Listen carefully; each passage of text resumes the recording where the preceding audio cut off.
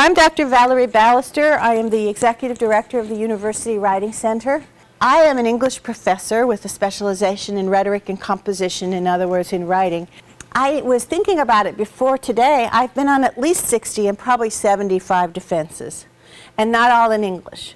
In English, in education, in linguistics, and then also in engineering, in architecture. We used to have somebody from outside your department sitting on each dissertation defense as what they called a graduate committee reviewer to make sure that the process went smoothly. So I did that for many different areas, I think, and many in the sciences and engineering. So I'm very confident about the structure of a dissertation defense. But I'm wondering what you know about the structure of a dissertation defense. Anything that you know at all about it that you can tell me? What do you think happens in that little room? You go with your committee into a little conference room usually, right? Sometimes it's open to the public. And sometimes, I mean, technically it's always open to the public. But whether you announce it to the public or not is going to determine whether people come or don't come. And in my department in English, it's not customary for the public to ever attend. If it's open to the public, there is a point at which they will leave and you will be sitting alone with your committee. So what you're doing here is you have to muster up all of your confidence now. This is about confidence, okay? It's very important. And you have to present yourself as a scholar in the discipline, an authority on your subject. You have to show them what you have to offer as a scholar. And that's really what it's about. Nervousness is probably the biggest problem, but I've seen all of them work through it. I've never seen anyone fail. And I've only seen one person ever fail a dissertation in all of those defense. Only one person didn't pass. So your odds, 1 out of 60, your odds are good, you're going to pass. So go in there with that impression. The person who didn't pass wasn't prepared and hadn't talked to his committee beforehand. So you are most likely going to pass this. You're going to be expected to clearly and cogently explain your work and explain how your work fits in with your discipline. Where's your place in this big conversation that's going on in your discipline? What have you contributed to the field? Because a dissertation is supposed to be an original contribution to knowledge. What have you contributed to the field? What more needs to be done? That's the kind of thing they're interested in. So it's not really a grilling. In your head, I want you to turn it from a grilling, because I've never seen one that is a grilling. And the word grilling means where they put you on the grill and cook you till you're finished. It means where they ask you, this, tell me this, do you know this, do you know that? You know, where they just ask you lots of questions like it's usually not that. It's usually a conversation among equals. They're trying to see if you can function as an equal with them now. It's their first opportunity to say, you are now an equal, please come in and give me some information. But as an equal, I expect you to be able to explain your ideas, defend your ideas, tell me where your ideas fit in, because they expect it of each other. They're not asking you to do anything that they don't do with each other. And that's why you shouldn't worry if they suddenly stop talking to you and start talking to each other. That's a good sign, actually. That means that you've stimulated their brains. And this is what these people live for. They're academics. And they like that. Sometimes they get into arguments with each other. It's okay. And your chair should gently bring that back. If your chair doesn't do it, just let it go. Let it happen.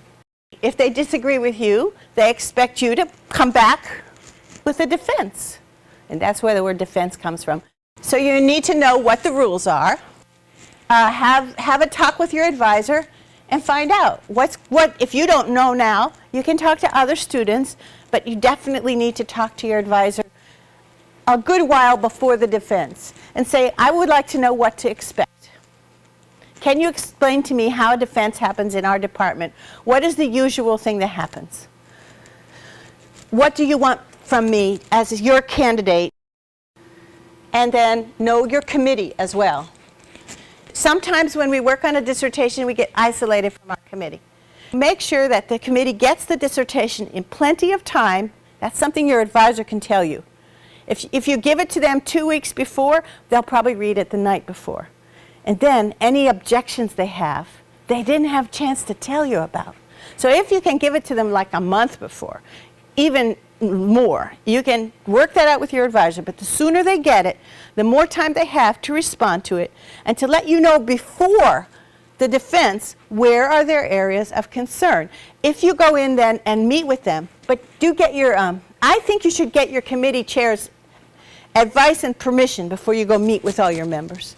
But when you do that, they even sometimes tell you what question they're going to ask you.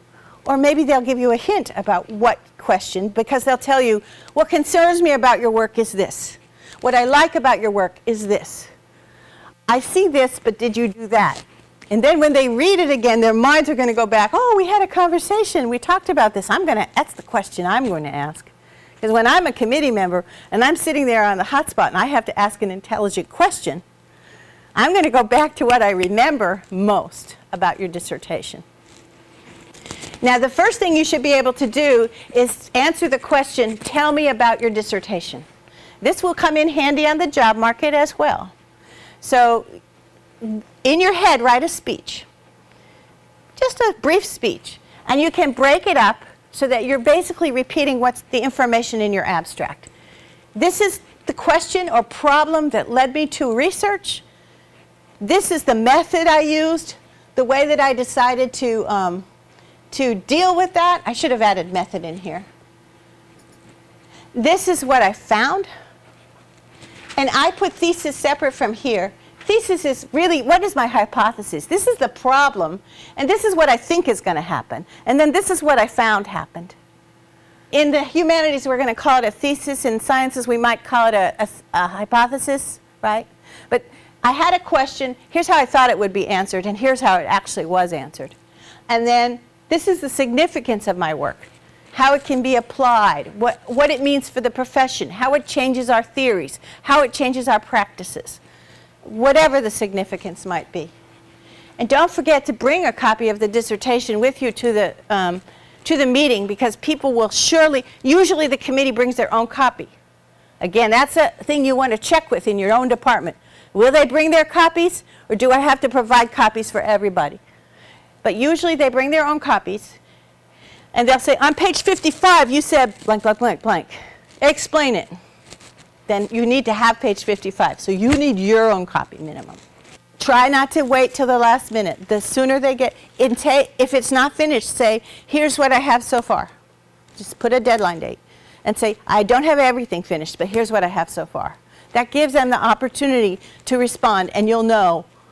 And they're going to say, oh, but you don't have this. And then you're working on it. It's coming. So you'll be ready to answer about it. So you have to practice. Just like your little girls doing ballet, you need to practice. So write down, just so you have it in your head, how I would answer the question, tell me about your dissertation. And then practice it. Practice in front of a mirror. Say it out loud. Don't memorize it, because you want to be agile. If somebody interrupts you, you want to remember where you are. You don't want it to be just rote. You want to be able to say it even in a few different ways. But you want to be able to say that. You get so focused on what you're doing, you want to talk about the details, and you forget that other people don't even know what question you're trying to answer. What brought you to the research interests people. What's the problem? How did you approach the problem? What did you think you were going to find? What did you find, and what does all this mean? Of course, you want to dress for success, and you want to stay calm, and you want to smile. It's important not to be too serious, to show that do this, and you can do this. Remember, the success rate is high. In some fields, it's optional to present. In some fields, it's always done. First is prepare for technical difficulties. If I came in here today and this was not working, I have my hand out, so I could use that. For yourself, if your slides are reminding you what to say, make note cards or make a copy of your slideshow so you see every slide so you can follow along. Be ready for technical difficulties.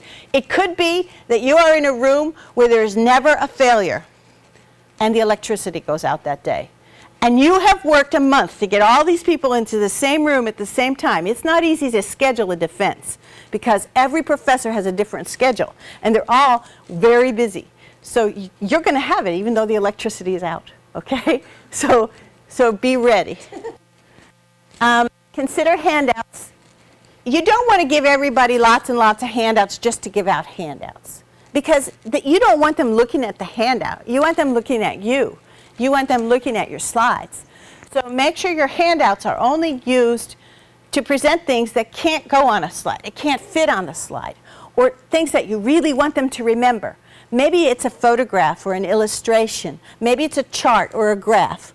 Maybe it's a quote. But whatever it is, should be things you want them to take away with them, to remember, to be very vivid, or things that is hard to put on a slide. Find out how long that usually the presentation is. Typically they're 8 to 10 minutes. In many cases, you're going to need time for questions. In other cases, no, because you're just presenting to the committee, and that's just what they're going to do. They're going to start with questions as soon as it's over. So find that out from your advisor.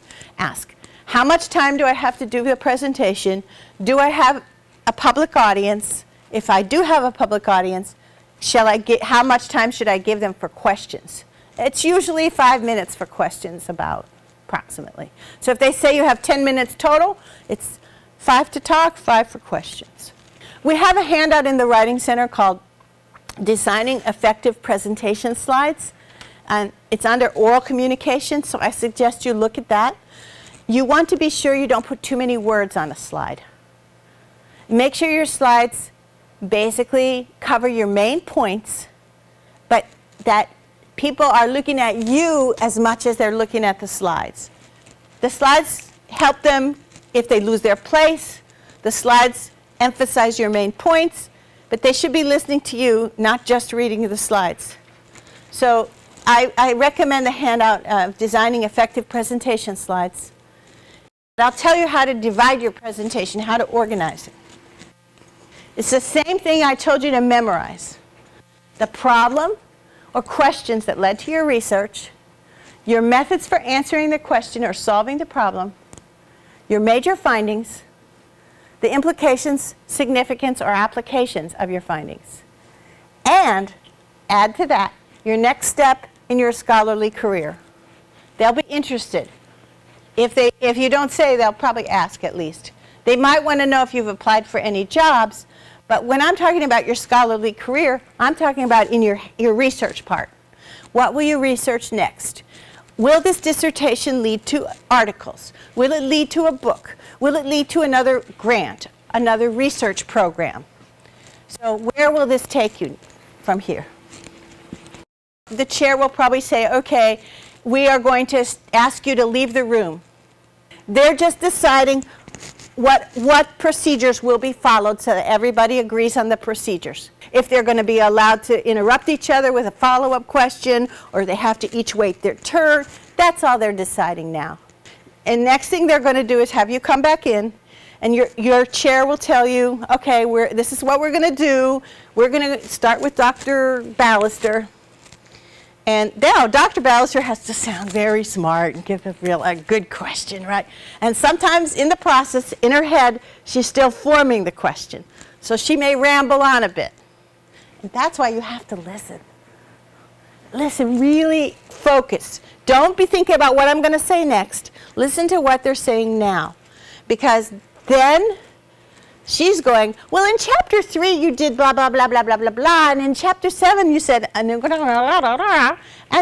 there's a contradiction here, but I kind of think that if we bring in so-and-so scholar, this might resolve the contradiction, and blah, and she's going on, and you're like, and you want to know what? What is your question? And she might say, and what do you think of that? So you have to be listening. Listen closely. Now, you don't know what she said, so what do? Ask her to clarify or repeat the question, or you clarify. You say, I think I heard you ask, is that correct? Okay, so now what happens when you don't know the answer? Okay, so you have lots of options when you don't know the answer, but I came up with a few options. You asked me whether I think that this is a regular phenomenon. I'm not sure, but I think. So you don't have to go, yes, it's a regular phenomenon. No, it's not a regular phenomenon. You can say, I'm not sure, but take a stab at the answer. Try to answer. And let them see your thought process. That's what they're doing for you. They're letting you see their thought process when they're going on and on and on. So you do the same thing. They want to see that you can think. That's what they're looking for. Can you think?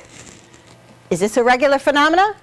I don't know, but that question has interesting implications. For example, if I knew the climatic changes in August, then knowing that would help me do this.